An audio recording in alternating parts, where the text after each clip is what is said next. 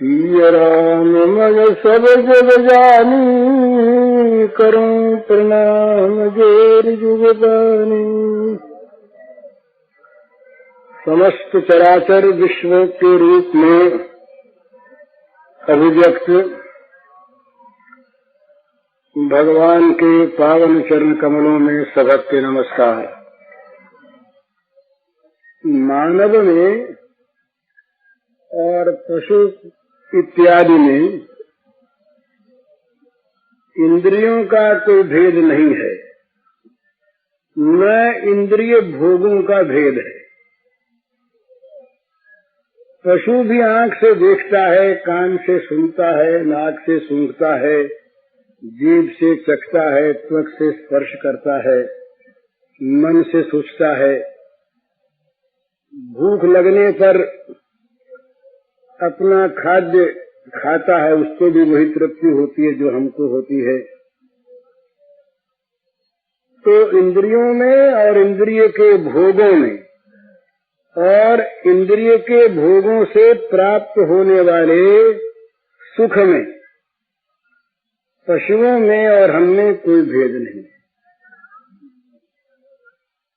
हम सभी मानव मात्र, बड़े से बड़े और पशु छोटे से छोटे, इस विषय में सब एक से है। दध्यम ऋषि ने इंद्र से कहा, दधीची ने इंद्र से कहा कि बताओ तुम में और कुत्ते में क्या भेद है। तो ऋषि थे, स्पष्ट वक्ता थे, किसी से कुछ लेना देना था नहीं। भोगों के संबंध की बात जब आई तब कहा कि तुम में और कुत्ते में क्या भेद है। तुमको अपने इंद्रलोक में देवासन पर जो सुख मिलता है, कुत्ता अपने घोड़े पर बैठता है उसी आनंद से।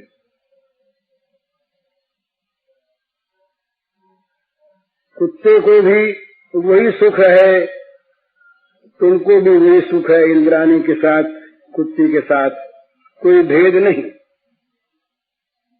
तो मनुष्य में और पशु में जहाँ भेद होता है, वहाँ एक विशेष यही बात रहती है कि इंद्रिय और इंद्रिय भोगों के अतिरिक्त मनुष्य के पास एक ऐसी चीज है जिसका सदुपयोग करके मनुष्य अपना भविष्य सुधार सकता है। पशु को भविष्य का पता नहीं है और पशु के पास भविष्य का सुधार करने की, अपने अनुकूल सुखमय भविष्य बनाने की कुशलता पशु में नहीं है। पशु केवल भूतकाल को याद रखता है, व्यय विरोध को, इत्यादि को, जान पहचान को, परिचय को, और वर्तमान में पशु के सामने जो है उससे पशु अपना व्यवहार करता है। भविष्य का पशु को बहुत कम पता है और पशु के पास उस वस्तु की कमी है जिससे वो बुरे भले का, सत्य असत्य का, नित्य अनित्य का, पवित्र अपवित्र का भेद करके अच्छे को ग्रहण कर ले, बुरे को त्याग दे। ये वस्तु नहीं, इस वस्तु का नाम है विवेक। इस वस्तु का नाम है विवेक। इसी से ऐसा माना जाता है कि जो मनुष्य विवेक भ्रष्ट है, जिस मनुष्य का विवेक नाश हो गया, उसका शतमुखी पतन होता है। मनुष्य में विवेक ही एक ऐसी चीज है जो मनुष्य के मनुष्यत्व को कायम रखता है और बढ़ाता है और मनुष्य को देवत्व की ओर ले जाता है। मनुष्य में मनुष्यता को अक्षुण्ण रखने वाली वस्तु और मनुष्यता से देवत्व की ओर ले जाने वाली वस्तु विवेक है। ये विवेक जिस मनुष्य में नहीं, उस मनुष्य में और पशु में कोई अंतर नहीं। विवेक क्या सिखाता है? ये बहुत समझने का विषय। विवेक क्या सिखाता है? विवेक अच्छे बुरे का, नित्य अनित्य का, सत्य असत्य का, जड़ चेतन का, शुभ अशुभ का भेद करके, विश्लेषण करके बता देता है ये बुरा है, ये अच्छा है, और फिर कहता है अच्छे को ग्रहण करो, बुरे को छोड़ो। तो जगत में जहाँ नित्य अनित्य, सत्य असत्य वस्तु का विचार करते हैं विवेक से, वहाँ निश्चय हो जाता है एक परमात्मा सत है और सत असत है। परमात्मा के स्वरूप का परिचय प्राप्त करना ये मनुष्य का धर्म है, और परमात्मा के स्वरूप से अपरिचित रहना ये मनुष्य का धर्म नहीं। परमात्मा को प्राप्त करने की साधना में संलग्न रहना ये मनुष्य का कर्तव्य है, और परमात्मा से दूर ले जाने वाले, दुखों के समुद्र में ले जा करके डाल देने वाले कार्यों से, साधनों से, चेष्टाओं से अलग रहना कर्तव्य है। तो इससे सिद्ध होता है कि जिस मनुष्य का विवेक जागृत है, उस मनुष्य के जीवन की गति भगवान की ओर होनी चाहिए। ये सिद्ध है, क्योंकि सत भगवान है, पवित्र भगवान है, परम सुख भगवान है, परम शांति भगवान है, और भगवान की प्राप्ति इस रूप में मनुष्य चाहता है, उसका विवेक बताता है। तो भगवान की प्राप्ति की इच्छा जिस मनुष्य के जागृत होती, उस मनुष्य की मानवता का जागरण होता। जिस मनुष्य में भगवत प्राप्ति की इच्छा जागृत नहीं, वो मनुष्य, कड़ी बात तो है, मनुष्य नहीं, मनुष्य रूपेण मृगाश्चरन्ति ही। ये शास्त्र कहते हैं कि मनुष्य के रूप में वो पशु विचरता है। और यदि कहीं मनुष्य का बुद्धि कौशल पशुता और पैशाचिकता की वृद्धि में लग गया, फिर तो कहना ही क्या है। किसी पशु ने, किसी हिंसक पशु ने आज तक अणु बम, हाइड्रोजन बम बनाया हो तो बताइए। किसी बड़े से बड़े हिंसक पशु के बुद्धि में ये बात नहीं आई।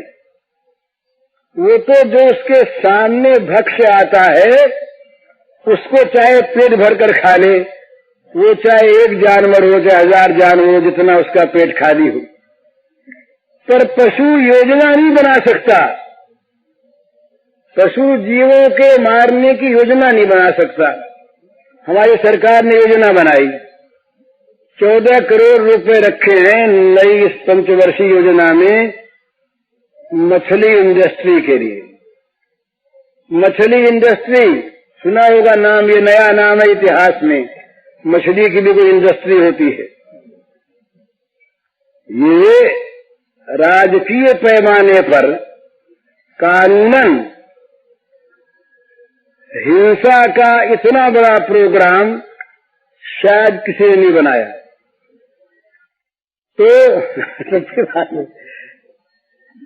तो दृष्टिकोण का अंतर। अब उसका अर्थ क्या है? मछलियां अधिक से अधिक पैदा की जाएं। पैदा क्यों की जाए? तालाबों को, नदियों को भर देने के लिए, जिसमें नहा न सके आदमी। ना, मछली इंडस्ट्री का अर्थ है मछली खाने वाले लोग अधिक से अधिक पैदा किए जाएं, तब मछली इंडस्ट्री सक्सेस होगी। केवल मछलियां पैदा करनी और उनको खाने वाले न हुए तो मछली इंडस्ट्री फेल हो गई। तो ये किसी भी पशु ने, किसी भी हिंसक जानवर ने ये योजना बनाई हो तो बताइए?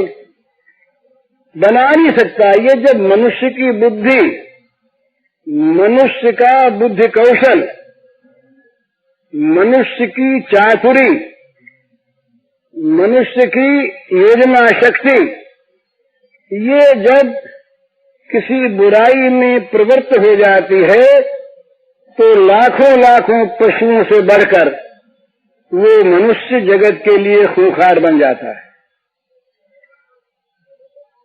हजार हजार पशु इकट्ठे होकर के जापान के शहर को, हिरोशिमा को 10 मिनट में नष्ट नहीं कर सकते। कर सकते तो बताइए। तो एक दम में मनुष्य की बुद्धि कौशल के एक परिणाम ने, एक फल ने लाखों आदमियों के नगरों को क्षण में नष्ट कर दिया, जलाकर खाक कर दिया। ये मनुष्य की बुद्धि का परिणाम। तो मनुष्य की बुद्धि बड़ी अच्छी चीज, जब वो मानवता की वृद्धि में लगे, भगवान की ओर लग जाए, और मनुष्य की बुद्धि कहीं उल्टी ओर लग जाए तो साहब हजारों दानवों का काम, हजारों पिशाचों का काम, हजारों राक्षसों का काम मनुष्य की बुद्धि करती है। ये हमारे सामने है आज। तो ये भाई जब विवेक खोकर विनाश में लगती है, बुरे में लगती है, असत में लगती है, तो मानव की मानवता को खो देती है। मानव की मानवता की सिद्धि उसी में है जब उसका जीवन भगवान की ओर लगता है। यही तनु कर फल विषय न भाई, स्वर्ग स्वल्पयंत ही दुखदाई। नर तनु पाई विषय मन देही, पलटी सुधाते सठ विषले ही। ताई कबहू भल कही न कोई, गुंजा गही परस मनि खोई।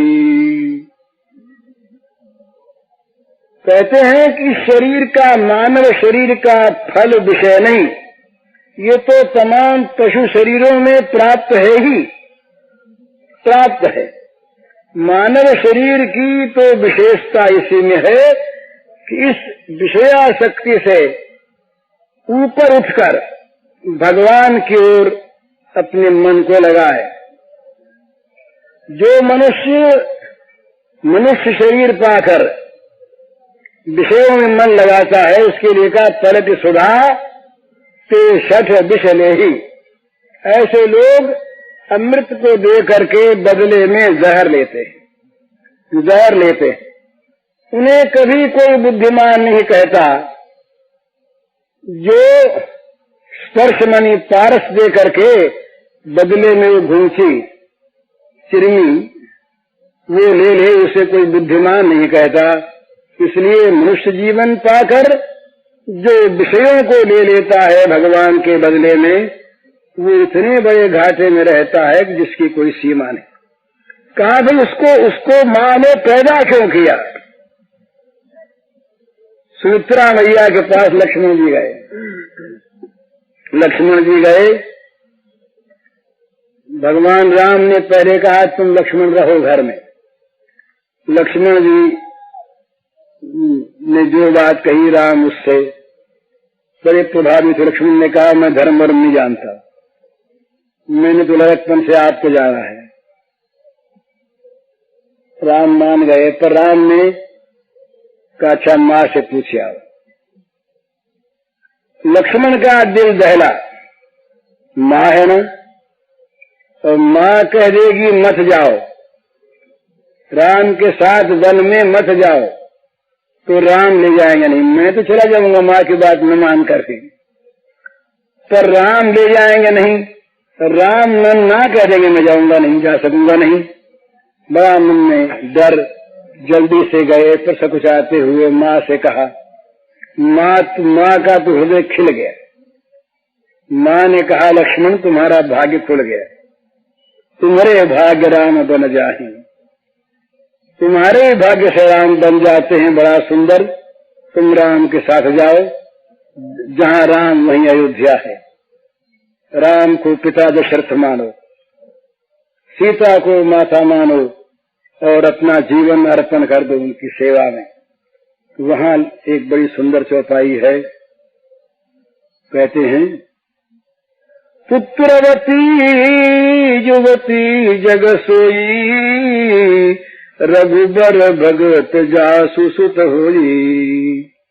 न तरु बाज भली बाध बियानी, राम विमुख सुत हित जानी। कहा संसार में पुत्रवती युवती, युवती मानवीय स्त्री को कहते हैं भला। गधी को, घोड़ी को, गाय को, जवान गाय को तो युवती नहीं कहते, और पुत्रवती भी नहीं कहते।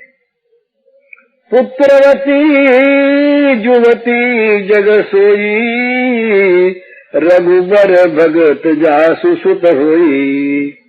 संसार में वही स्त्री, वही पुत्रवती युवती है जिसका पुत्र भगवान का भक्त हो। नतरु बाज भली बाध बियानी, ये जो बियानी शब्द है ये बड़े मर्म का है। गाय ब्याई, कुतिया ब्याई, गधी ब्याई, घोड़ी ब्याई कहते हैं ना जब संतान होती उसके। पर किसी मनुष्य स्त्री के संतान होता है तो कोई कहता है कि मानवी ब्याई, ये कहता ना। पुत्र हुआ, पुत्री हुई, ऐसा कहेंगे, ब्याई नहीं कहेंगे। जहाँ ब्याई कहते हैं वहाँ पशुता की सूचना मिलती है। तो नतर बाज भले बाज बियानी, अच्छा होता बाज रहती वो ब्याई क्यों, अर्थात उसने पशु पैदा क्यों किया। ब्याई का अर्थ ही है पशु मादा ब्याती है, तो पशु मादा ब्याई तो पशु पैदा किया। तो नतर बाज भली बाज बियानी, राम विमुख सुत हित जानी। जो राम विमुख पुत्र से अपना हित मानती है वो तो पशु मादा की तरह व्यर्थ ही ब्याही संतान पैदा किया। तो संतान, माता का संतान वास्तविक कौन, मानव संतान जिसमें मानवता हो। और मानवता का चाहे किस बात को स्वीकार न करे, आज मानवता का एक ही लक्षण है कि मानव के जीवन की गति भगवान की ओर हो। चाहे भगवान का नाम कुछ भी रहे, इसमें हमें आपत्ति नहीं। मानव का जीवन भगवान की ओर मुड़ा रहे, उसके जीवन का लक्ष्य भगवान हो, भोग न हो, तब मानव की मानवता। नहीं तो मानवता में और पशुता में, इंद्रियों में और इंद्रियों के भोगों में तो कोई भेद है ही नहीं। मानव की मानवता की सिद्धि होती है भगवान की ओर लगने में।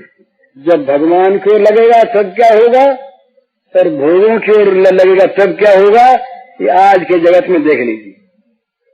आज या और कभी, जब कभी जगत में मानव समाज का लक्ष्य भोग हुआ है, जब कभी हुआ है, तभी जगत में अनाचार, अत्याचार, भ्रष्टाचार ये फैले हैं, और ये फैले बिना रह नहीं सकते। कि भगवान से अर्जुन ने पूछा, महाराज जानते हैं पाप है, अथ केन प्रयुक्तोऽयं पापं चरति पुरुष अनिच्छन्नपि वार्ष्णेय बलादिव नियोजितः। महाराज भगवान मन नहीं करता, इच्छा नहीं करती कि हम पाप करें। अनिच्छन्नपि, इच्छा न होने पर भी पापम चरति पुरुष, मनुष्य पाप का आचरण करता है। कैसे करता है, बलादिव नियोजितः, मानो कोई बलात्कार से लगा रहा हो, जबरदस्ती कोई पाप करवा रहा हो। इस प्रकार से मनुष्य इच्छा न होने पर भी पाप का आचरण करता है। तो महाराज बताइए कि न प्रयुक्तोऽयं पापं करे, ये कौन लगाने वाला है। मनुष्य को इच्छा न होने पर भी पाप में लगाता कौन है, पाप करवाता कौन है। तो भगवान ने कहा भाग्य में पाप लिखे हैं, नहीं कहा। तो सीधा रास्ता था, सब कुछ कह देते भाग्य में लिखा है, मजबूर है, क्या करना। भगवान ने कहा कामेश क्रोधेश रजोगुण समुद्भव महाशनो महापात्मा विद्धि वैरिणम। तुम्हारे अंदर बैरी बैठा है, तुमने बैरी को अपने मन में बसा रखा है, और इतना प्रबल बैरी है कि सारे पापों की जड़, और वो खाते खाते उसका कभी पेट भरता ही नहीं। महाशन बोले महाराज वो कौन है? कहा वो विषय कामना है। विषय काम, संसार के भोगों की कामना, ये जिसके हृदय में बैठी हुई है वो पाप से बच नहीं सकता, बच नहीं सकता। वही पाप, वही काम, ये बहुत समझने का विषय है। बोला आज ही बात हुई, एक ने कहा कि हमें गुस्सा बहुत आता है। क्यों आता, कारण बताइए। हमने कहा कि भाई तुम्हारी कामना पर चोट लगती होगी। ये भगवान ने कहा गुस्सा क्यों आता है? जब हमारी कामना प्रतिहत होती, हमारी चाही हुई चीज नहीं मिलती, हमारा मन चाहा नहीं होता, हमारे अनुकूल कार्य नहीं होता, कामना ही क्रोध बनता है चोट खाकर, और कामना ही लोभ बनता है सफल होकर। ये नियम है, ये बिल्कुल भगवान ने एक स्तर बांध के बताया। ध्यायतो विषयान् पुंसः संगस्तेषु वजायते संगात् संजायते कामः कामात् क्रोधो विजायते क्रोधात् भवति सम्मोहः सम्मोहात् स्मृति विभ्रम स्मृतिभ्रंशात् बुद्धिनाशो बुद्धिनाशात् प्रणश्यति। 8 बात बताई। मनुष्य विषयों का चिंतन करता है, चिंतन किए हुए विषयों में मन फंसता है, आसक्ति होती है, आसक्ति से कामना पैदा होती है, चीज मिले, मिल जाने पर लोभ होता है, थोड़ी मिली और मिलनी चाहिए, और न मिलने पर गुस्सा आता है। गुस्सा क्रोध और लोभ पैदा करते हैं सम्मोह की मूर्खता, सम्मोह से पैदा होता है स्मृति भ्रंश, उससे पैदा होता है बुद्धिनाश, और बुद्धिनाश का फल होता है सर्वनाश।